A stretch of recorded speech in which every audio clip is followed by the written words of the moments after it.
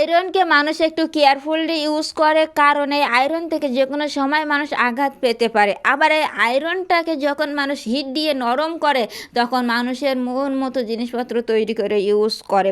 এ থেকে কী বোঝা যায়, পৃথিবী হচ্ছে শক্তের ভক্ত, নরমের জাম। নরম হবেন তো অন্যের ইউজের পণ্য হয়ে যাবেন, তাই নরম নয়, একটু শক্ত থাকেন, নিজেকে একটু সেফ রাখেন। আসসালামু আলাইকুম, হ্যালো ভিউয়ার্স, কেমন আছেন আপনারা? আশা করি আল্লাহ তাআলার অশেষ রহমতে ভালোই আছেন। আলহামদুলিল্লাহ, আমিও ভালো আছি। বরাবরের মতো চলে আসলাম আজ আপনাদের মাঝে নতুন দিনে নতুন আরেকটি ভিডিও নিয়ে। আমার ইউটিউব চ্যানেলের পক্ষ থেকে সকলকে জানাই আন্তরিক অভিনন্দন এবং মোবারকবাদ। চলুন তাহলে আজকে নতুন ভিডিওটি শুরু করা যাক। ভিউয়ার্স, আজকের ভিডিওটাও শুরু করলাম ফাতেমাদের ঘর থেকে। ওদের ঘরের ভিতরে আজকে কিছুটা একটু ক্লিন করব, তাই তো চলে আসলাম হচ্ছে একটা চেয়ার নিয়ে। চেয়ারের উপরে, বেডের উপরে যত বালিশ কাতা ছিল সব আমি যে চেয়ারের উপরে রাখতেছি, কারণ বেডটা আমি এখন ডিপ ক্লিন করব। তাই বেডটা ডিপ ক্লিন করতে হলে বেডের উপরে কিছু থাকলে তো হবে না, তাই এই যে বেডের উপর থেকে সব উঠাই আমি চেয়ারের উপরে রেখে দিয়ে দিলাম। আর এইবার আমি উঠে পড়লাম। আর ফার্স্টেই আমি কি করব, এই যে ওখানে যে জানালাটা আছে ওইটারে আগে ক্লিন করে আসি, তাই একটা ঝাড়ু নিয়ে নিলাম আর একটা কাপড়ও নিয়ে নিলাম। তা আমি ঝাড়ুটা দিয়ে পরিষ্কার করতে আসি, কিন্তু দেখেন পর্দা সরাতে মনে নাই, তাই পর্দাটা সরালাম। সরাই এখন ঝাড়ুটা দিয়ে সুন্দরভাবে ঝেড়ে নিয়ে নিলাম। আর ঝাড়ুর কাজ মিটে গেছে, দিলাম ছুঁড়ে ফেলে, কারণ ঝাড়ু তো আর প্রয়োজন নাই। কারণ ঝাড়ু এতক্ষণ উপকার করছে, ওরে ইউজ করছে, উপকার করা শেষ, এখন ওরে ছুঁড়ে ফেলে দিলাম। তাই না বিয়াস? একেবারে কথার সাথে মিলে গেল, তাই না? তাই যাই হোক, আমি কাপড়টা দিয়ে সুন্দর করে কিন্তু জানালাটা পরিষ্কার করে নিলাম। আর এইবার আমি আবার পর্দাটা দিয়ে দিচ্ছি, যেহেতু বাইরে বৃষ্টি হচ্ছে, সে জানালা খোলা যাবে না। আর এইবার আমি নিচে নেমে পড়লাম। নিচে নেমেই তারপর চলে আসলাম এই যে বেডশিটটা এইবার উঠাইয়ে নিয়ে নিলাম, যেহেতু এটা ক্লিন করব বেডশিটটা এবার উঠাতেই হবে। আর এই যে কাপড়গুলো কেন, এটার একটা রিজন আছে। এই যে কাপড়টা আমি আগে থেকেই দিয়েছি, যেহেতু খাটটা মুছতে হবে, তাই এই যে খাটের মাথার ওইখানে কাপড়টা দিয়েছি। আর ওই যে ওই সাইডে আর একটা কাপড় আছে না, ওইটা ওই যে জানালা দিয়ে যখন বৃষ্টি আসে তখনই হচ্ছে বৃষ্টির পানিটা ভিতরে আসে, মাঝে মধ্যে খোলা থেকে যায় জানালাটা, তাই ইনকে যখন এসে যায় ওই আপাতত একটু মানে এ করার জন্য কাপড়টা দেওয়া। তা যাই হোক, আমি কারণটা বলে দিলাম যে বেডের উপরে কাপড় চোপড় বিছানো কেন। আর খাটটা কিন্তু আমার এরই মাঝে মোছা হয়ে গেছে, আর এখন কিন্তু ঝাড়ুটা নিয়ে সুন্দরভাবে ঝেড়ে নিয়ে নিচ্ছি। তা আমি এই যে ঝাড়ুটা দিয়ে এবার ঝেড়ে নিব, তাহলে তো আমার বেডটা ডিপ ক্লিন হয়ে যাবে। আর এইখান থেকে নিচে নামলে যেহেতু আমি এই সাইডে হাতে পাবো না, তাই যে খাটের একেবারে মাঝে বসে, একেবারে মাঝখানে বসে চতুর সাইডটা সুন্দরভাবে পরিষ্কার করে নিলাম, ঝেড়ে নিয়ে নিলাম। আর এইবার কিন্তু আমি বেডশিটটা বিছাতেই আছি। তা আমি বেডশিটটা বিছাতেই থাকি বিহাস। আর আপনারা যারা ভিডিওটা দেখতে দেখতে এই পর্যন্ত চলে এসেছেন, কিন্তু লাইকটা দিতে ভুলে গেছেন কিংবা দেন নাই, আপনাদের কাছে আমার একান্তই রিকোয়েস্ট, অবশ্যই কিন্তু লাইকটা দিয়ে আমার ভিডিওটা কন্টিনিউ করবেন, কারণ আপনাদের ছোট্ট একটা লাইকের ভ্যালু আমার কাছে অনেক বেশি। আপনাদের লাইকটাই পারে আমার ভিডিওটা আরও অনেকের কাছে পৌঁছাই দিতে, তো অবশ্যই লাইকটা দিবেন। আর যেটা কারণে আমি সবসময় ইন্সপায়ার্ড হই সেটা হলো আপনাদের মহামূল্যবান মন্তব্য। অবশ্যই মন্তব্যটা দিয়ে দিবেন, মন্তব্য দিলে আমি আবার নতুন ভিডিও তৈরি করতে ইন্সপায়ার্ড হই। আর যদি আমার ভিডিওর বিন্দু মাত্র কোথাও একটু ভালো লাগে, তাহলে একটু বন্ধুদের সাথে থাকবেন আর বন্ধু বান্ধবদের মাঝে একটু শেয়ার করে দিবেন, যাতে আমার একটু সাপোর্ট হয়। তা ভিউয়ার্স, দেখতেই পাচ্ছেন আপনাদের সাথে কথা বলতে বলতে কিন্তু খাটের উপরে আমার বেডশিটটা একেবারেই বিছানো শেষ হয়ে গেছে। আর একটা সাইড শুধু আছে ঠিক করতে, তা এই তো মোটামুটি আমার হয়েই গেছে। আর এইবার আমি কিন্তু নেমে আসতেছি খাটের উপর থেকে। নেমে আসে এইবার কি করব, যত এই যে বালিশ ছিল, কাঁথা ছিল, মশারি ছিল, সবগুলাই এখন খাটের উপরে যেখানে ছিল সেইখানেই আমি রেখে দিয়ে দিচ্ছি। এক এক করে এই তো রাখতেই আছি। তো দেখতেই পাচ্ছেন যেগুলো যেখানে ছিল সেইখানে রাখতেছি। তো আপনারা কি নোটিস করেছেন?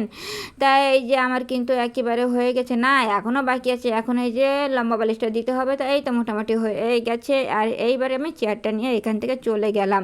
আর এইবারে এই যে খাটের সাইডে ছিল যেটা বাক্স, এটা একটু গুছাতে হবে। আর উপরে আছে ফাতেমার এই যে র্যাক, ওর জামা কাপড়টা দেখতেই পাচ্ছেন কি করে রাখছে। তা আগে বাক্সটা আমি ঝেড়ে নেই, উপরটা যেহেতু ধুলাবালি পড়তেই পারে, তাই একটা কাপড় নিয়ে সুন্দরভাবে বাক্সের উপরটা আমি ঝেড়ে নিয়ে কাপড়টা প্লেস করে দিয়ে দিলাম। তা আমার ঝাড়া হয়ে গেছে। আর ওর এই যে দেখেন প্যান্ট আর ওর যে জামা কাপড় সব তো এখান থেকে নিতে পারে না, ওই যে চেয়ার দিয়ে উপরে উঠে নিয়ে আর ওইভাবে সরাই সরাই রেখে দেয়। তা যাই হোক, আমি এখন সুন্দরভাবে কিন্তু এই যে ওর র্যাকটা কিন্তু গোছায় রাখতেছি। ওর প্যান্ট ট্যান্টগুলো কিন্তু এই যে ভাঁজ করে করে সব আমি জায়গায় রেখে দিলাম। আর এই দেখেন ওর একটা হিজাবটা পরে কিন্তু ও নামাজ পড়ে, বুঝলেন? ওর জন্য সবাই একটু মাশাআল্লাহ বলবেন, একটু দোয়া করবেন সবাই। আর এই তো নিচের তাকে আছে ওর ডল, কিছু খেলনা আর ওর বই টই, সেই সবগুলো আমি সব ঠিক করে রেখে দিয়ে দিলাম। আর এখন কিন্তু বাজারটা দেখাই দেয়। এখন আনা হয়েছে আজকে চাল কুমড়া, আর আনা হয়েছে পুঁই শাক। পুঁই শাকগুলো মাশাআল্লাহ কত সুন্দর, দেখে মনে হচ্ছে খেয়ে ফেলে, কিন্তু রান্নার জন্য তো ওয়েট করতে হবে। বিনা রান্নায় কি খাওয়া কখনো যায়? এগুলো একটু রান্না করে নেই। তাই এই তো চাল কুমড়া আর পুঁই শাক এইটাই রান্না করা করা হবে আজকে। এইটারে কী কুমড়া বলে না, আমরা কিন্তু চাল কুমড়া বলে, একটু জানাই দিয়েন ভিউয়ার্স। আর এইটা মাছটা কিন্তু আজকে বাসা থেকে বাইর করা হয়েছে, যেহেতু ওই যে মাঝে মাঝে বেশি করে মাছ আনা হয়, রেখে দেওয়া হয়, সেখান থেকে আজকে মাছটা বাইর করা হয়েছে। আর সেটাই কিন্তু ম্যারিনেট করে রাখা হয়েছিল। আর এখন কিন্তু এই যে ফ্রাই প্যানে দিয়ে লাল লাল করে এখন ভেজে নিয়ে নিব। আর এই দেখেন মশলা পানি গরম হয়ে গেছে, আর এখন অ্যাড করতেছি এই যে ঝাল, পেঁয়াজ, রসুন কী কী দিতে হয় ভাজির জন্য সেই সবগুলো দেওয়া হচ্ছে। আর সেসবগুলো দিয়েও কিন্তু এই যে মোটামুটি বয়েল চলে আসছে। আর তার উপরে দেওয়া হচ্ছে ওই যে চাল কুমড়াটা কুচাইয়ে দেওয়া হচ্ছে। তাই এই যে দিয়ে দিলাম। আর এইবার কিন্তু একটু নাড়াচাড়া করতেই হবে। তা দেখেন ভিউয়ার্স, চাল কুমড়াটা সাদা তো, আর ওই যে একটু হলুদ বেশি হয়ে গেছে, একেবারে লাল হয়ে গেছে ভাজিটা। তা যাই হোক, হতে থাক, হয়ে গেছে, বেশি কি আর করার।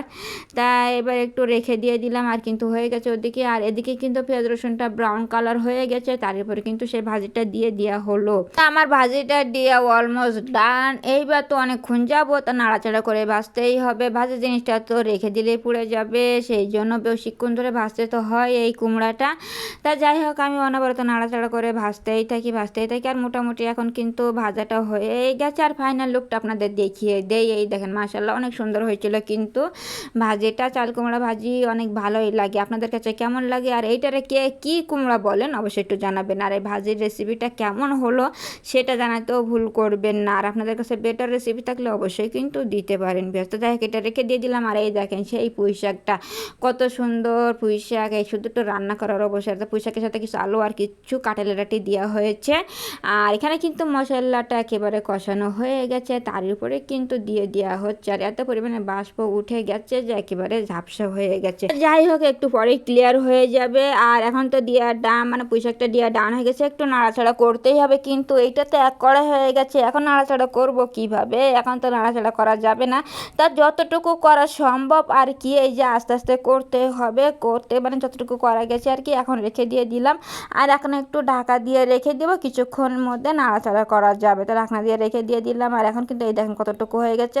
আর এর মাঝে কষানো ডান। আর এখন কিন্তু পরিমাণ মতো পানিটা দিয়ে দিলাম। পানিটা হচ্ছে গরম পানি, সেই জন্যই কিন্তু কালারটা একটু চেঞ্জ হয়ে গেছে। তা যাই হোক, আমার কিন্তু পানি দেওয়া ডান, এখন মিশানো ডান হয়ে গেছে, দেখতেই পাচ্ছেন ভিউয়ার্স। আর এবার কি করতে হবে? এইবার একটু ঢাকনা দিয়ে কিছুক্ষণের জন্য কুক করতে হবে। তা ঢেকে দিয়ে দিলাম। আর এইবার দেখেন মাছ দেওয়ার পর টাইম চলে আসছে। আর এই যে মাছগুলোও এখন অ্যাড করে দিয়ে দিলাম। আর এই তো মাছগুলো মানে সমস্ত জায়গায় দিয়ে দিলাম। দিয়ে এখন আবার কিছুক্ষণের জন্য ঢেকে দিতে হবে, তা না হলে মাছের ফ্লেভার তরকারির ভিতরে প্রপারভাবে যাবে না। তাই তো একটু ঢেকে দিয়ে দিলাম। আর এইবার দেখেন ফাইনাল লুকটা, মাশাআল্লাহ কত সুন্দর হয়েছিল। আর পুঁই শাকটা তো অনেক ভালো লাগে আমার কাছে। তা যাই হোক, এই তো হয়ে গেল রান্নাটা। তা কেমন হলো? আর কে কে পুঁই শাক পছন্দ করেন অবশ্যই কিন্তু জানাবেন ভিউয়ার্স। তা আজকের ভিডিওটা সব মিলে আপনাদের কাছে কেমন লাগলো জানাতে ভুল করবেন না। ভালো লাগলে বন্ধুদের সাথে থাকবেন। আজ এই পর্যন্তই। আল্লাহ হাফেজ, আসসালামু আলাইকুম।